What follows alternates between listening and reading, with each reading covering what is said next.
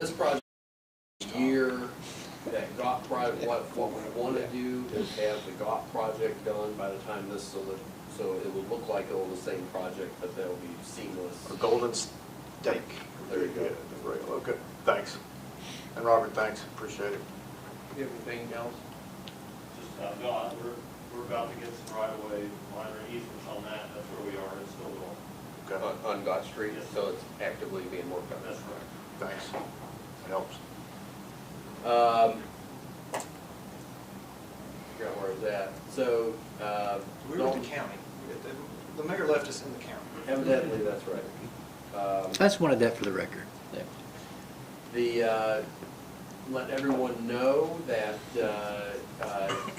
that there is, that you'll start getting some contacts, that the Cleveland Youth Council, that Mr. Webb had helped, and I think the mayor was helpful as well, is starting to take applications. The way that that is set up, that each council member can submit 1, 2, 3 people, and we'll have some applications for people to look at, hopefully, to have a youth council and can look at different ideas that affect the city from a policy standpoint. They might do some volunteer work, so that will get up and off the ground fairly soon.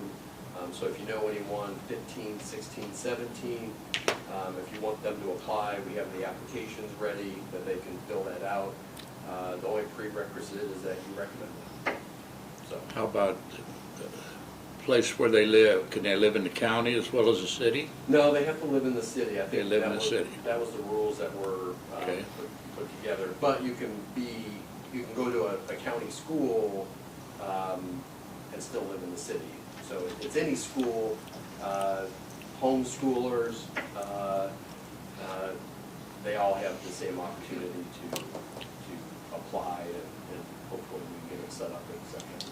Grade levels 14, 15, 16. Is that right? Yeah, sophomores, juniors, seniors, mostly. So, and we'll get that information, pass that out, so you'll start hearing about it from folks. So that's exciting, and we'll get that up and off the ground. With that, Mayor, that's all the announcements that I had.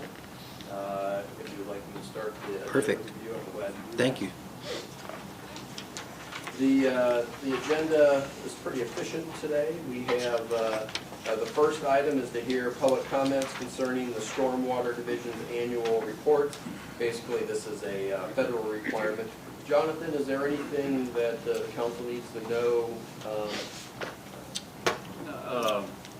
This is just standard that TDEC requires every year to go over all our reporting. We'll say we did have 16 notices of violations we sent out to people, but we did not have to issue any penalties, so we got compliance on all 16 of those, so that was a good thing. Yeah. And it's not lost on us, and Ms. Mallory came up, or Ms. Howard? It's not Miss Mallory or Miss Howard. Is it Mallory Howard? Yes. Okay. Thank you. So Ms. Howard came up, and you know, stormwater, that's why we have this program to help these situations. We appreciate when people bring those things to our attention, and you know, we will. Just to add a little bit onto that, is that in that area in the past, and I think that there may be something going on upstream, so we're going to do a check on this, is because we made some changes, and a lot of the storm water was actually forced to go back underneath Stewart and to go into that retention pond behind Hobby Lobby. Hobby Lobby. So that may give us indication of why Ms. Howard didn't see any stormwater for a long time, because there had been some work done and took a lot of that water out of that system. Obviously, in the last couple of years, something has changed, and that's really what we're looking at. I think we have some ideas as far as some solutions, but we just want to make sure that what we don't want to go and do is to go do a project and it doesn't fix the overall problem. So that's why we're gonna be really studying it, because it's a complex, there's a decent amount of water coming through there, so we'll be to stay in constant communication with Ms. Howard. We are glad to help her and try to solve her issue. David May, is Mr. May's district, and we'll stay in contact with him and whoever else wants to. Mr. Hughes has been interested in the project as well. So just to give that thing is that it may not be even a downstream issue, but it may be something clogged underneath one of those roads that the water isn't draining back to Hobby Lobby and more water's coming into the system. And that's why we're looking upstream and downstream in the dynamics of that. Second item, the public hearing. We have public comments on the annual 21 Burn Justice Grant Award to be received by the police department. Then we'll have another public hearing to hear public comments and amendments on the development standards of PUD 26, Plan Unit Development on Freewell Road. What this is, the developer had indicated that there would be a berm on the back of the houses on Candy's Lane. Doing the final engineering, they found that it might be more advantageous to do some berm and then do a swale instead to get the water through the system. What staff said is, we're fine, we understand what your engineering says, but you need to go communicate with those residents. Because there were 9 residents there. And they went and they got signatures from 8 out of the 9. The 9th person is, what we understand, is in hospice. Family didn't want to be concerned with that, and we take that respectfully under consideration on trying to get a signature. And it's not required, we would like to have that, but that's really the substantive change in that. And there might be a small tweak to one of the design things. I think there was a double buffer behind the pool, which was changed to a different location, and I think we tweaked that language for it. So that's the only thing you're voting on is, it's already been approved, it's already been vested, the only thing is just that berm is that quick fix. It still has a strong buffer in the back between the properties, that if you have a berm and the water's coming sideways, it causes problems. It has a swale, it sends it where it needs to go. Consent agenda.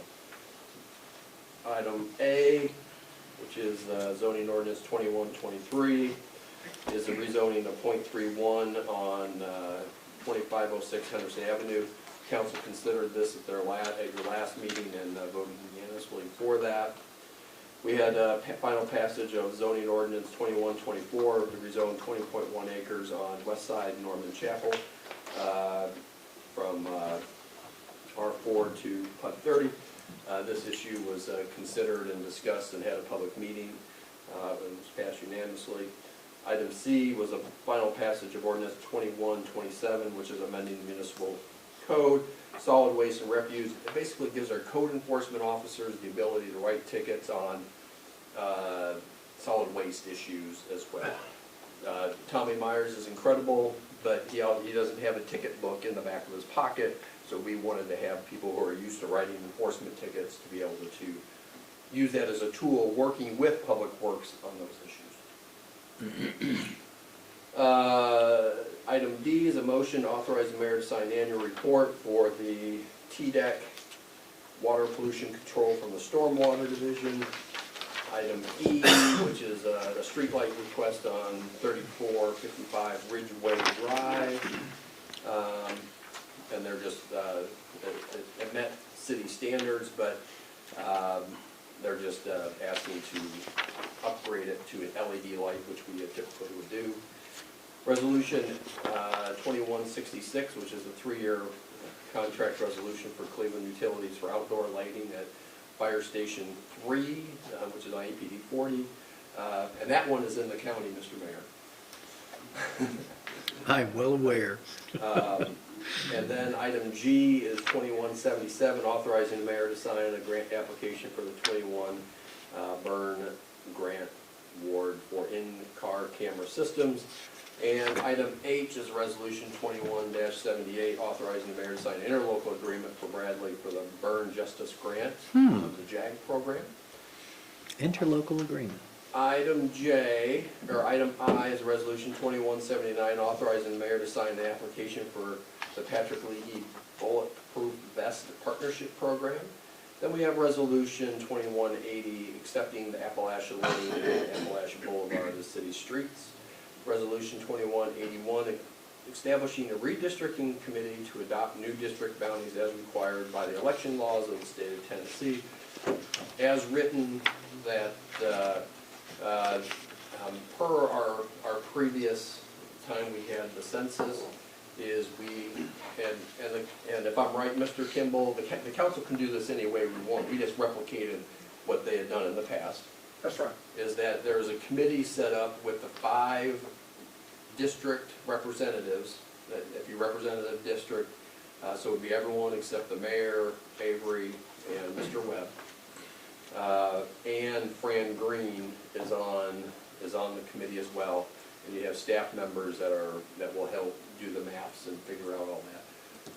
I haven't seen the data on that type of microscopic level on what it means or what it doesn't. This is just setting the committee in place.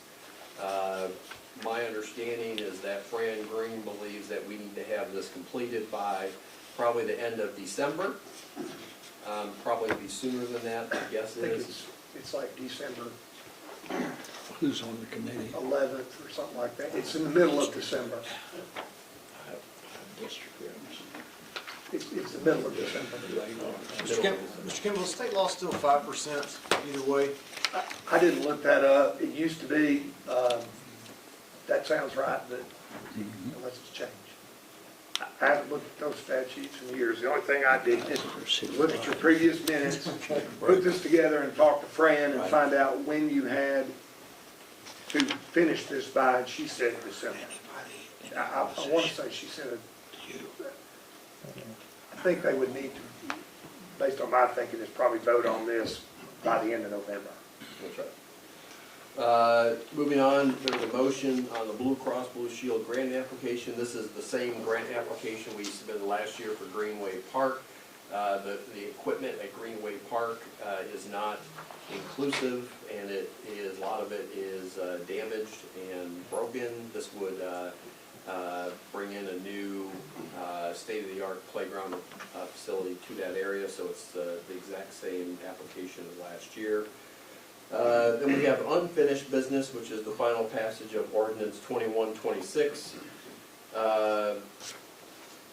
which is amending Title 10, Section 10-102 of the Municipal Code concerning types of animals that are prohibited within the corporate limits of the city. What we have in the packet, and it was certainly that you have 2 options. You have an option to go with what you passed originally. Mr. Webb contacted staff on what he thought was an improvement. So you can either go back to the normal one or go with Mr. Webb's amendment, and if you want to go through what you think the concern was. Sure. The original passage on first reading exempted properties that were zoned RA. And I had an individual approach me afterwards that happened to be zoned R1, but lived in a subdivision that under certain requirements, primarily the size of the tract in the subdivision, was allowed to have certain livestock. And I wanted us to be real careful that we didn't pass an ordinance that trumped a private restriction that was already in place. And working with Mr. Kimball, he has developed, you can see it in red on page 67 there, of the what would be the amended ordinance. Are we not allowed to trump such language? Let me share 2 pieces of information with you so you'll think about this. When this was being developed originally by the committee, I took a look at some restrictions in some RA zoning that were actually R1 type developments.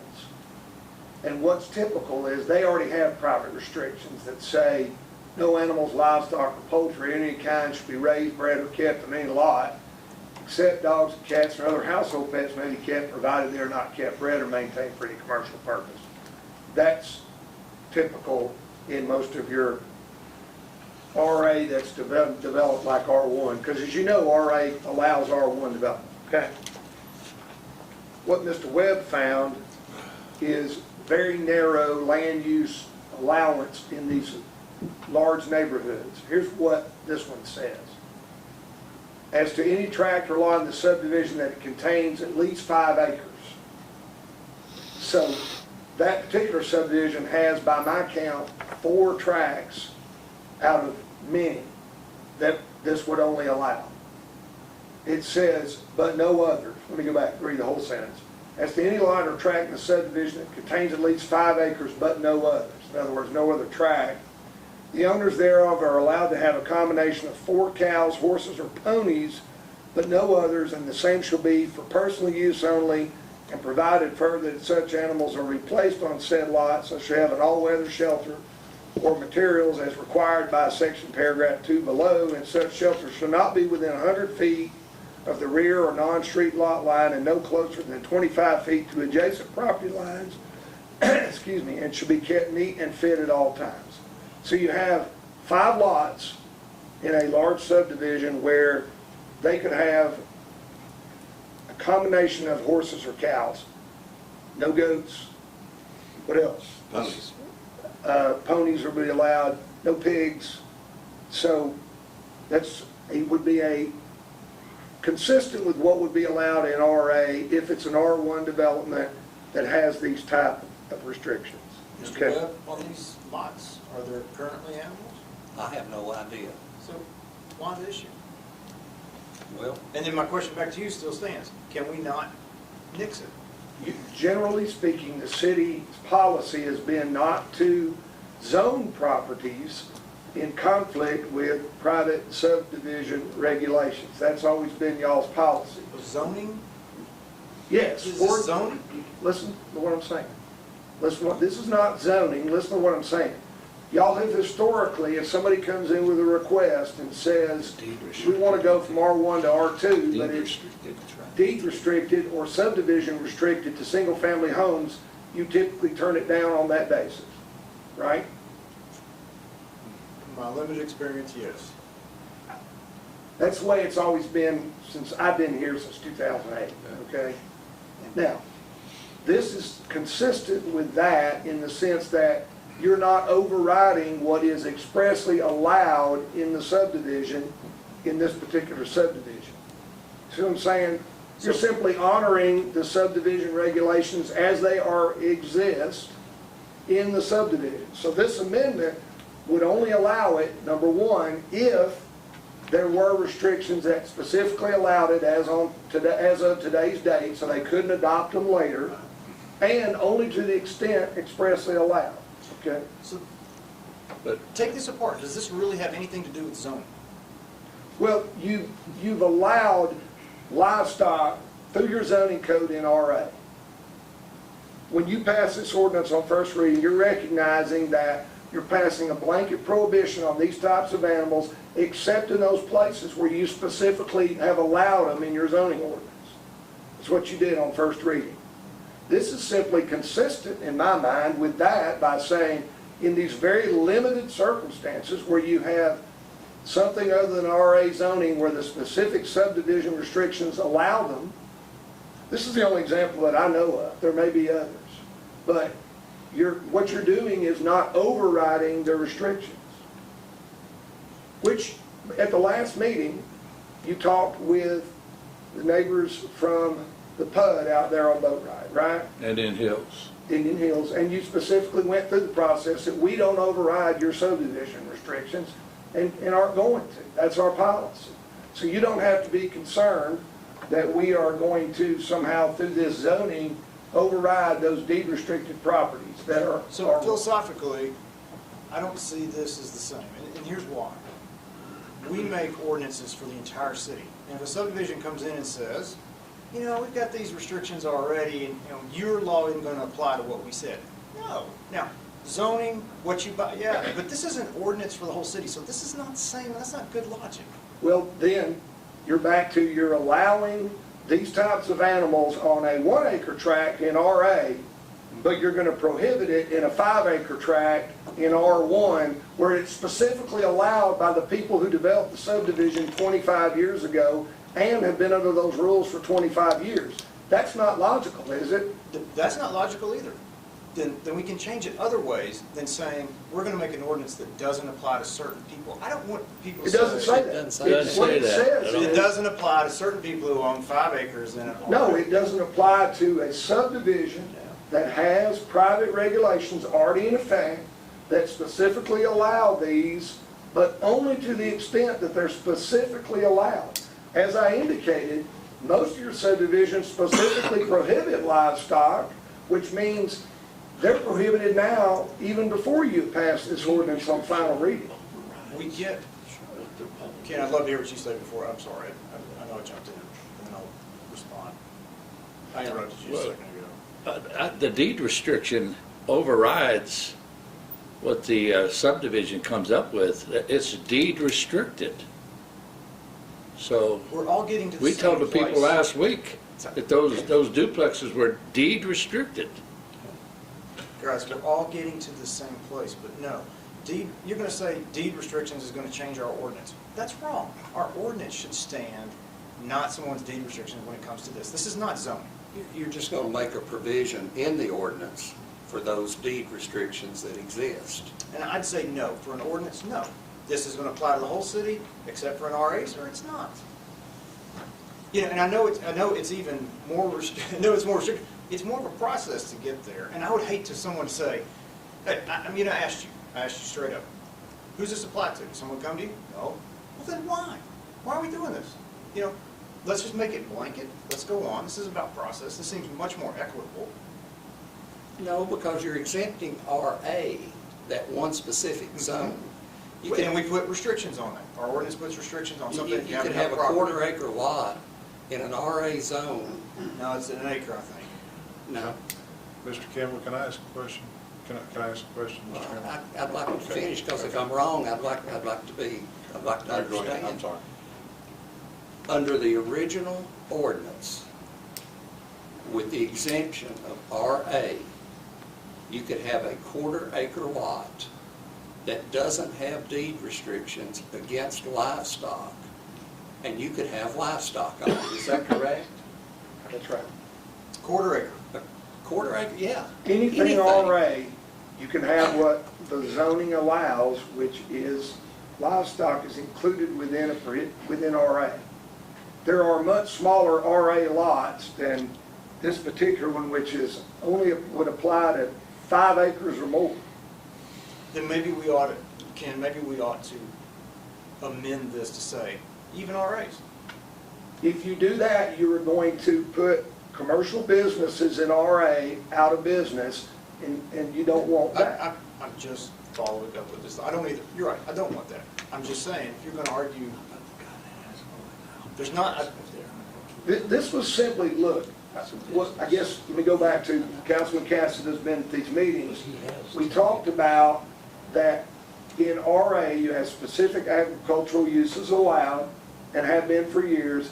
And we discussed at some point, most of these subdivisions that were developed in the RA area as R1 subdivisions took the time to do their own restrictions on livestock because the lots were small. This particular one is Eldridge Acres, which was done in 1961. I mean, many, many years ago, right? But there are different uses in RA. There are agricultural, and then there are some developers that chose to develop in R1. In my mind, this is simply saying, here's a few more places where if you meet what's been in place for a long time, these would be allowed, but only to the extent specifically allowed. So if they're not specifically allowed, they're not allowed because your ordinance will control. Okay? I've yet to see another one of these. I don't know, we could go look at every subdivision, This is just one Councilman Webb was brought to his attention by this citizen. Who doesn't have an animal? He doesn't live, I don't think that, I'll let Councilman Webb tell you, that guy doesn't have any. The citizen that brought it to my attention doesn't have one of the 5-acre lots. They were just So it'd be- aware of the fact that that was provided for in the subdivision in which somebody else had bought a piece of property under that assumption that they could on a 5-acre or greater lot. When we don't even know, so we have one was brought to our attention. We don't know what the others There- are. Well, if your concern is there are other subdivisions that specifically allow these, that's not gonna be the norm. The norm is they're gonna be specifically prohibited. I think that, John, I think that's true. I think some doubt in my mind is whether there may be some RA land that is pretty small in size that is not in a subdivision. So there would be no Yeah, restrictions there either way. are, there's gonna be RA tracts that are not in a platted subdivision, no doubt. So, just to my colleagues here, rather than loosening this, and let's not solve the RA quarter-acre lot, how we do that is similar to how we did chickens. You gotta have X amount of space, you have to have this many or that many for this few, and you do that. And let's go further later. You know, The only concern of doing it this way was if we tag an amendment that says, all right, 5-acre tracts, then you can have these animals, that actually expands the use over what you've already passed. Because you tied it to the only exemption being RA. That's why I didn't write it to say, and in any other zone, if you have more than 5 acres. This would have to be, number one, in another zone, and specifically allowed by their subdivision regulations today, because it says based on the final reading in existence today. So they couldn't go and amend them after today and create it. It simply preserves what's been there in this particular subdivision for 25 years, I'm guessing. so we were fine voting on this 2 weeks ago. We find one interesting deed, platted deed. It's a subdivision Sorry, restriction. thank you. We find one interesting platted subdivision with certain deed restrictions. We find one. And we're gonna do some kind of contortion to just try to make peace with everything. When we don't even know what else is out there. I think we all want the same thing, getting there, bending over for just one I think we're just esoteric trying to be example. fair under the circumstances, Bill. Every call I got, you said, you want, let's wait 2 weeks and let's have a public hearing, It's let's gotta get be it out. RA. Every call I got, Gotta be just RA. equals one call, That all right? many And then a animals. couple people on the street. Get rid of the cows, get rid of the horses, don't allow them in here. I didn't get anybody that said, hey, we need more time, or we need to give them more of a sunset. I think they were all for what we did. I didn't get anybody asking for this. You know, I think it's more fair to all citizens to go the route we're on than to say, we don't really know what some of these are saying, and well, maybe then they could sneak something in and somebody's got something. I would rather just say, hey, here it is. Well, And we were good 2 weeks ago. if the inference is somebody's trying It to was- sneak something in, that's It was not. 6-1. It's simply trying to address something that in reality exists, and I read it to you. If y'all think that's sneaking something in on somebody, you know, we'd be better off just not bring it to anybody's attention. How about this, voting on things that And we're let not you completely sure Let me on. finish, and let you pass it, and then these people might show up and say, I've had this animal for 24 years and you've made me a lawbreaker. You'd want to know that in advance, wouldn't you? Right? I mean, this is something the committee talked about the reverse, but we didn't talk about this because nobody knew about it. So the choice is to bring it to your attention or not. Obviously, bringing it to your attention is the right thing to do. Agreed? Okay, my question, Ken, you were in agreement with this 2 weeks ago and said you just were wanting more time. Am I not right? So we were in agreement. I'm in agreement with the ordinance, but I did not vote for the ordinance 2 weeks ago because I wanted some more time. But we were in agreement. When I say we were in agreement 2 weeks ago, we were in agreement. We're still in agreement. I'm still in agreement with the initial ordinance, but I think we can fine tune it to make it better. I'm all for it. I don't think this makes it any better. And I don't, let me retake my words, sneaking something in. We're voting on things that we don't know about then, and we're allowed, you know, we don't know all the subdivision rules, so it should apply across the board, not give some an out and some not. Thank you, Councilman. Mr. Fivas, we have 3 more items on the unfinished business portion of our agenda. As we, I still have a oh, question. I'm sorry, Councilman Casta, you had a question. John, I just want to clarify, I think you answered the question. I want to clarify what this is Eldridge Acres, right? No, sir. I was This reading neighborhood- you from Eldridge Acres as what is an Okay. example of an RA subdivision where it was, they've is been, livestock been prohibited since the subdivision was platted in 1961. So it's zoned for RA, right? Yes, but it wouldn't be allowed even without your ordinance because they have private restrictions against Right. Well, livestock. what I'm getting to, and I think you answered the question, I just want to verify, for future neighborhoods, for they have deed restrictions, will that, if somebody came in and said, okay, I've got so many acres, It I says just they want have to to be in clarify. effect the day of this ordinance. Okay. All Yeah, right, that's why that it's answers my written question. so as to Okay. prohibit someone from amending or creating a new subdivision or new got it. restrictions that would allow these when y'all have specifically prohibited them. Thank you, I just want to clarify that. Thank So we you. don't run afoul of the ordinance. Thank you, Mayor. Thank you, Councilman. Mr. Fivas? The mayor just said we do not want to run afoul of the ordinance. We already have. No files. Item 8B, adopting the plan of service for the annexation of 70 acres on Castle Lane. The planning commission approved this 7-0. Then you have the annexation and the zoning. This was the project that was brought to you a couple weeks ago, where there were some changes that were suggested by the developer. Our staff had conversations with them on the lot size. That has not changed, I believe, right? Correct. And then they had questions on the grades, and we found a way to agree with that, and I think the staff agrees with this, with the developer, with that, and hopefully they may be here for that, but is that correct? They agree with this? Yes, they agree with it.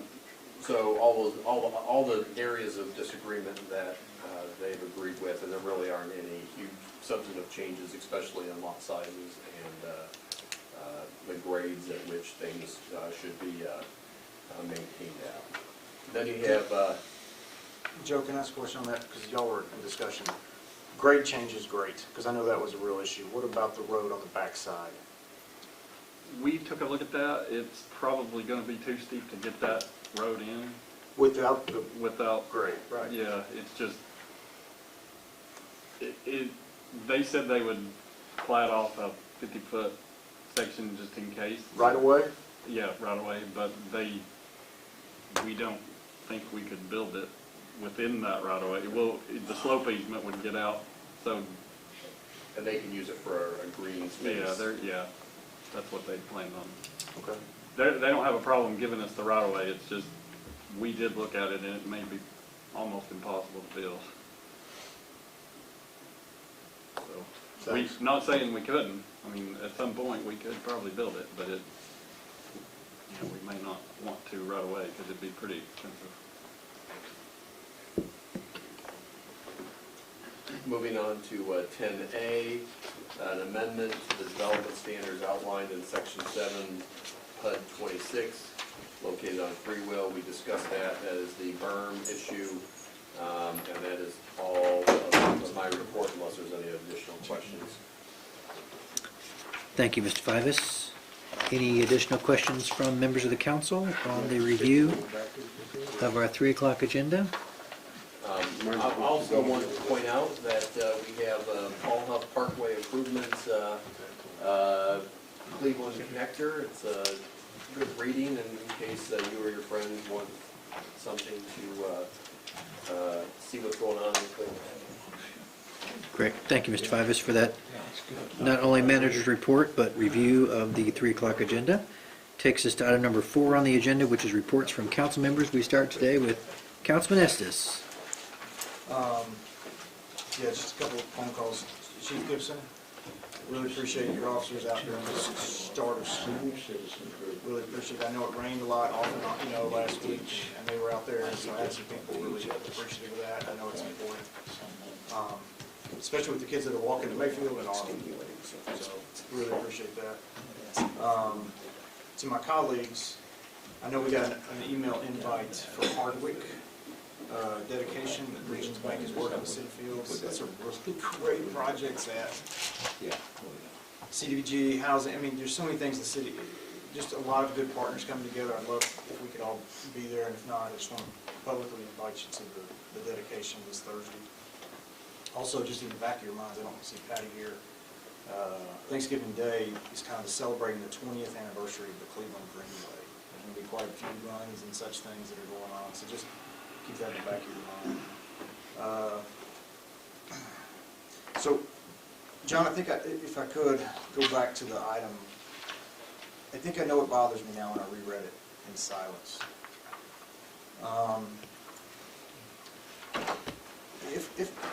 If a subdivision regulation allows for such animals in R1, then that's okay, right? If we pass this as... Provided they are in existence, Right. and only to the extent they specifically allow them. So if they're silent, Yeah. they're I'm with not you. allowed. They have to specifically allow these type of animals now. Yeah, you know what, and to my colleagues here, listen to me. This allows it on what, 5 acres? But what if there's one that we don't know about that allows it on any lot in the R1? Let me ask you a question, Councilman Nessus. Would you, the text can be further defined? I mean, this might help. We could add language that says, on tracts that, with this last addition, you could add the 5-acre tracts and where it's specifically allowed, which would make it almost probably only these 4 lots in this one subdivision and maybe no others. How many 5-acre tracts outside of RA do you have? I don't know. I don't Not think there's many. many. So, I mean, we could add some more text if the concern is that there are small subdivisions that are not RA in Cleveland where livestock are specifically permitted, if that's the concern. So, exactly. It's the But last sentence. if that's it. the concern, then what you're saying is, then you want to override all those existing things that have been in place for decades, and that's not something this committee has talked about or recommended.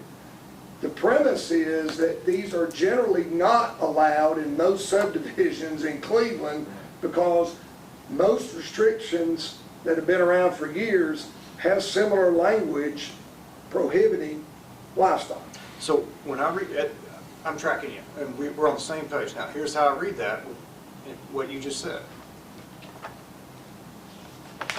If a subdivision allows such, that's what we're going to let them do. But if they allow such, if we don't even know, and if they allow such with any lot in the subdivision, any R1, any RA in the subdivision, then we're in trouble. Would you feel better if we added the words, or on a parcel of land 5 acres or more that is not zoned RA? That limits it greatly, and yeah, I feel a lot, I mean, that I moves guess the what I'm needle saying far. is, I try not to track their specific language because it's already in place, but we could do that. We could So- add the words, Yeah, and because you it know- wouldn't conflict with these restrictions that Mr. Webb's talking about. Exactly. It certainly tightens up where you can't have That's livestock. fine. Mr. Webb's amendment, 5 acres, as written. I'm still far over here on the as written, but at least we moved the needle requiring 5 acres in that. So that would be an amendment to the amendment. Well, the amendment. Well, y'all haven't voted on We haven't this. voted. I can We fix this in between the We meetings. had to do that. Okay. That language is easy to add to the I text. have a question. what does that do to a 4-acre tract in an RA? No, RA is different. No, RA is because- completely exempt then. RA is completely It exempt. would not become exempt under that wording then. No, because we have, It's already- unless they are zoned RA, or, keyword is or, and then this additional language. So it's, if you're RA, they don't apply. If or in this other limited circumstance, if you wanted to add the words 5 acres of land or greater after the word parcel. This sits with me better in the sense of the way we handle chickens, right? We put size limits, we put size, those things. And this is restricted, 5 acres is very restricted. That's all, Mayor, thanks. Thank you, Councilman. Councilman Cassidy. That horse is dead, I'm not gonna kick it anymore. Okay. It's an equine Oh, joke. me. Yeah, I've got one thing, Mayor. Tommy, I want to thank you on 3530 Atkinson Drive and getting that fixed. But I would ask Joe and yourself to go back and look at that. It's come to my attention that a van ran off the road and took a AT&T post out. So there's still a big drop off there, so if y'all could revisit that and kind of look at it. And, we talked about it. I thought maybe the dirt, maybe a better option to put in backfill and seed it to keep that, people run off the road, but it did happen Friday night. So they had another incident there that ran off that road, and it's just so much of a drop off on that shoulder. I know y'all patched it, and widened it a little bit, but still, if you could revisit that. It's my understanding for brush pickup, over a period of time, it's been dug out, and I know we've had other incidents like that in the city, so if you could just look at that. Yard next to it is all the way up to the road, and that one's not, so some way you could level it out where it, again, ran through the yard, took an AT&T post out, so somebody's going to really get hurt down through there. That's all I have, Mayor. Thank you. Thank you, Councilman. Councilman May. I'm gonna wait till 3 o'clock. Thank you, Councilman. Councilman Hughes. I'm gonna wait also. Thank you, Councilman. Councilman Webb. Just one thing, Mayor. Chief Gibson, I just want to express my thanks, not for what your staff did just over the weekend, but what that they do day in, day out with funeral processions in our city. As traffic has continued to grow, I know that's become more and more of an issue for you, but I want to personally thank you. That's all, Mayor. Thank you, sir. Vice Mayor Johnson. No, sir, Mayor. Not right now. Thank you, sir. Councilwoman McKenzie. Thank you, madam. Takes us to announcement, of which there are none, which takes us to the final adjournment until 3 o'clock.